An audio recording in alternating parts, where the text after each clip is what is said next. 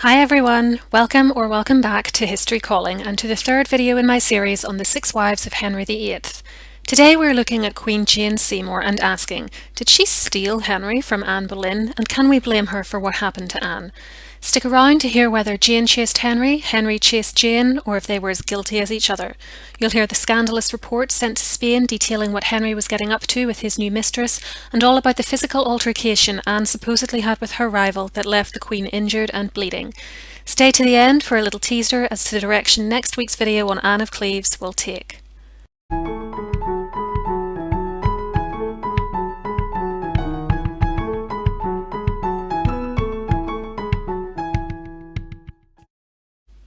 Please remember to like this video, leave a comment below, and subscribe to my channel with the little notification bell switched on so that YouTube lets you know every time I post new content. You can also follow me over on Instagram, where my username is @historycalling. Jane Seymour was born in around 1508 and served as a lady-in-waiting to Henry's first and second wives, Catherine of Aragon and Anne Boleyn. It was only in 1536, though, that she suddenly appeared as a love interest for Henry and a possible replacement queen. The situation developed rapidly, and by the end of May, Anne was dead and Jane was married to Henry. So what had happened over the course of just a few months to take this woman, who was described as being of no great beauty or learning, from barely known courtier to the Queen of England, and was that her plan all along? First, let's think about the state of the King and Queen's marriage in 1536. Henry and Anne had only wed in January 1533, though there might have been an earlier ceremony in November 1532. Yet as early as 1534, the King had expressed a desire to be rid of her, in part due to her failure to produce a living male heir. He'd made no serious moves to end the marriage, though, and while he had been unfaithful to Anne, including with her cousin Madge Shelton, there had been no affair with a woman who could have rivalled her as queen. January 1536 would prove to be a turning point, though. Catherine of Aragon died on the 7th, and while Henry and Anne apparently rejoiced at the news, in reality this made Anne's position much weaker. Henry could now leave her without being expected to return to his first wife, and unlike her predecessor, she had no powerful foreign relations to shield her from his anger. Bad turned to worse at the end of the month when she miscarried their son on the very day that Catherine was buried, and the King commented to her afterwards that he, quote, would have no more boys by her. Given the circumstances, we might therefore say that Jane didn't steal him, because here was a man who had no compunction about cheating on his wives and even discarding them when it suited him, and who was already looking to exit his second marriage. If Jane hadn't been the replacement wife, it would have been somebody else. Does this make Jane blameless in the whole affair, though? To answer that, let's look at what actually happened between the King and his soon-to-be third consort during the first half of 1536, and how that might alter our perception of Mistress Seymour. Just as with his affair with Anne Boleyn, it's difficult to date the exact point at which Henry became interested in Jane. However, she was a problem for the Queen by January 1536 at the latest. We know this because in mid-February it was reported by the Imperial Ambassador Eustace Chapuis in a letter which spoke of Anne's miscarriage, which had occurred on the 29th of January, that Henry had, quote, latterly made very valuable presents to Jane. Other sources also describe Anne's fall and Jane's rise. In the memoirs of Jane Dormer, it was reported that Anne and Jane had engaged in much scratching and byblows over Jane's relationship with Henry. As I mentioned in last week's video on when Anne Boleyn was born, though, Dormer was born 2 years after Anne's death and grew up to become a lady-in-waiting to Mary I before marrying the Duke of Feria and moving to the continent. Her memoirs are therefore not a contemporary account of the Tudor court during 1536 and were actually only written up by a man by the name of Henry Clifford after her death in 1612. Though she may have been repeating information given to her by Mary I, this source still needs to be taken with a pinch of salt.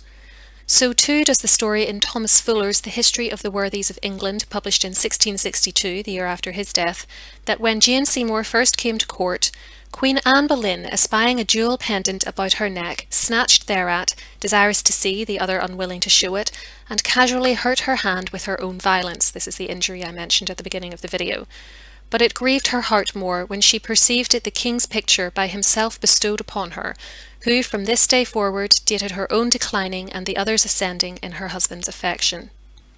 There is yet another tale written by George Cavendish and published in 1641, again over a century after the event, that before her miscarriage Anne had walked in on Jane sitting on the king's knee, leading to a furious row between the king and queen, and that Anne had called Jane a harlot and blamed the loss of her baby in part on the stress this discovery put her under. Even if this is all true, however, it's still possible to argue that at this point Henry was doing all the running and Jane was unwillingly caught in the middle of the king and queen's disintegrating marriage. If she was on his lap, we don't know how she ended up there. He could easily have forced her against her will. If she really did wear a necklace he had given her in front of the queen, this is admittedly harder to explain, for she would appear to have been taunting Anne and encouraging Henry, rather than to have been a woman on the receiving end of unwanted advances. The only excuse might be naivety on her part for not realising the dangerous game she was playing and where it might lead.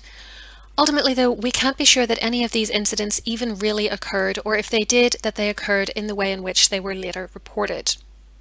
Jane's complicity in what was happening soon became much less dubious, however, for by March she seems to have had her eye on the throne and a plan for how to get there, and that plan involved taking a leaf out of the Anne Boleyn playbook. The Queen had shown in her dealings with Henry in the 1520s and early 1530s that he always wanted what he couldn't have, and so, in a cruel twist of irony for Anne, Jane copied her mistress's tactic of playing hard to get and refused to sleep with Henry unless he was married to her. We know this thanks again to Eustace Chapuis, who wrote a letter on the 1st of April describing how Jane was now approaching her relationship with the king. Henry was then at York Place, Jane was at Greenwich, and he sent this young damsel, to whom he is paying court, to use Chapuis' description, a letter with a purse full of gold sovereigns. Rather than accepting them, however, Jane, after respectfully kissing the letter, returned it to the messenger without opening it, and then falling on her knees begged the royal messenger to entreat the king in her name to consider that she was a well-born damsel, the daughter of good and honourable parents, without blame or reproach of any kind. There was no treasure in this world that she valued as much as her honour, and on no account would she lose it, even if she were to die 1,000 deaths. That if the king wished to make her a present of money, she requested him to reserve it for such a time as God would be pleased to send her some advantageous marriage. This show of virtue, which to modern eyes might seem a little on the melodramatic, even staged side of things, quote, marvellously increased Henry's love for Jane, according to Chapuis' source, and the king promised not to speak with her again except in the presence of her relatives. To that end, his chief minister, Thomas Cromwell, was evicted from his court accommodation near Henry, and Jane's brother Edward and his wife were installed in his place. This on its own is already good evidence that Jane was working to supplant Anne and become queen, but the letter goes further. It indicates nothing less than a conspiracy amongst Jane and her supporters, who included Gertrude, Marchioness of Exeter, and Sir Nicholas Carew, the king's master of the horse, to do just that. For Chapuis had also heard that the young lady has been well tutored and warned by those amongst this king's courtiers who hate the concubine, which is what the Spanish referred to Anne Boleyn as, telling her not in any wise to give in to the king's fancy unless he makes her his queen, upon which the damsel is quite resolved.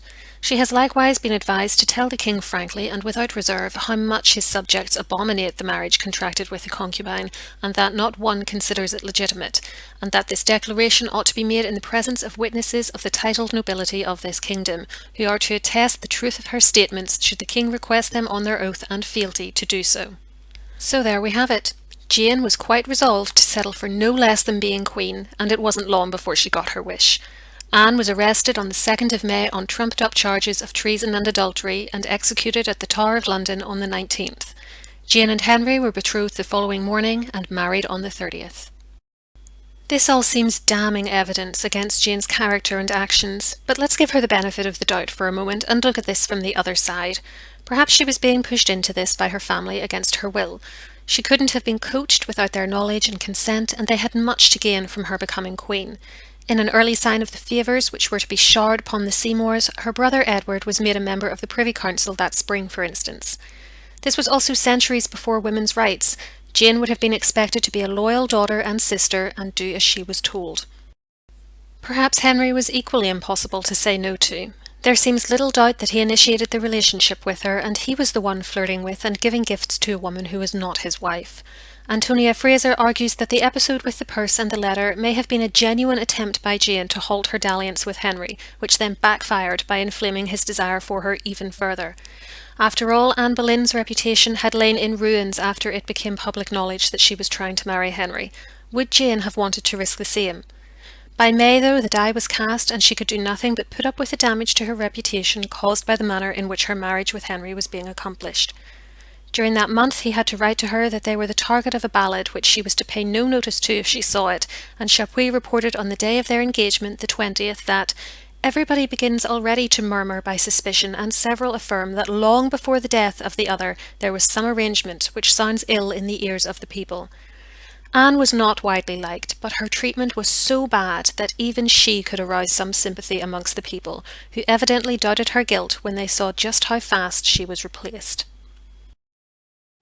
Whether or not Jane supplanted Anne of her own accord ultimately hinges on our understanding of her personality and whether we believe she could have manoeuvred or been manoeuvred into the king's good graces and played her part with him to such good effect if her heart really hadn't been in it. Personally, I think not. Jane has long been presented as the opposite to Anne, a meek and mild little mouse who Henry fell in love with because of the sharp contrast she made to his highly educated, witty and worldly second wife.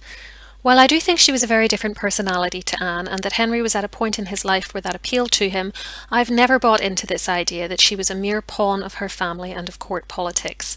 The incident with the purse and letter seems to me to have been pre-planned and designed to reel Henry in further, not dissuade him from courting her, especially given that Jane kissed the letter before handing it back, a detail she knew Henry would be informed of. You might say that she had been coached into giving this performance, but there's no actual evidence that Jane didn't want to do any of this.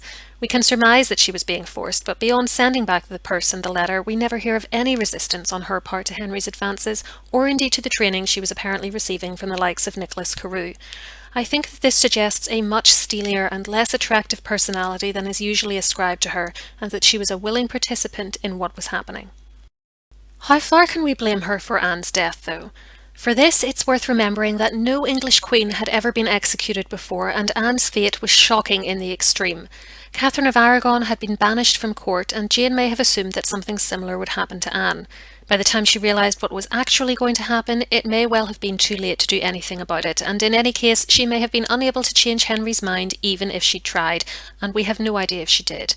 When she attempted to persuade him to restore the rights of his daughter Mary, for instance, he effectively told her to mind her own business.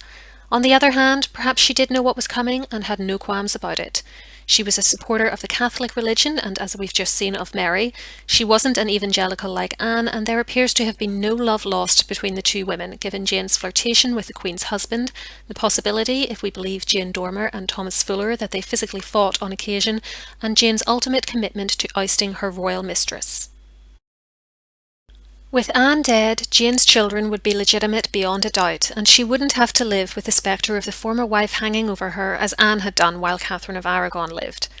It may not have been her initial intention, but no matter which way we cut it, Jane walked over Anne's grave to get her husband and her throne, something even Anne, for all the criticism that can be levelled at her, had not done when supplanting Catherine. David Starkey even goes so far as to call Jane an accessory after the fact to the judicial murder of her predecessor. The key word here, though, is accessory, for if Jane bore some of the responsibility for Anne's fate, Henry bore far more. As king, nothing happened without his say-so. Jane was no saint, but she could eye the throne all she wanted without getting anywhere if Henry didn't want to leave Anne and have her killed. Jane behaved badly, though until Anne was arrested I don't think we could say that she behaved any worse than Anne herself had done when she was looking to replace Catherine, but Henry encouraged her and ultimately behaved far worse. In short, I don't think she stole him. They pursued each other, and to place the blame solely on Jane for the breakdown of the Boleyn marriage and for Anne's death would be unfair to her and ridiculously generous to Henry. But perhaps you disagree. Maybe you think that had Jane not been there, Anne's marriage would have carried on, or that Henry pursued a defenceless Jane who could do nothing but be carried along by his and her family's wishes. Let me know in the comments section below, and check out my earlier videos on Catherine and Anne. I'll leave them linked in the end card you're about to see on the screen and in the description box. I'll also leave links there to some books, movies and TV shows which depict Jane's story. Make sure to join me again next week for a video on Anne of Cleves, in which I'll explain to you why I think she was Henry's luckiest wife. Till then, keep learning.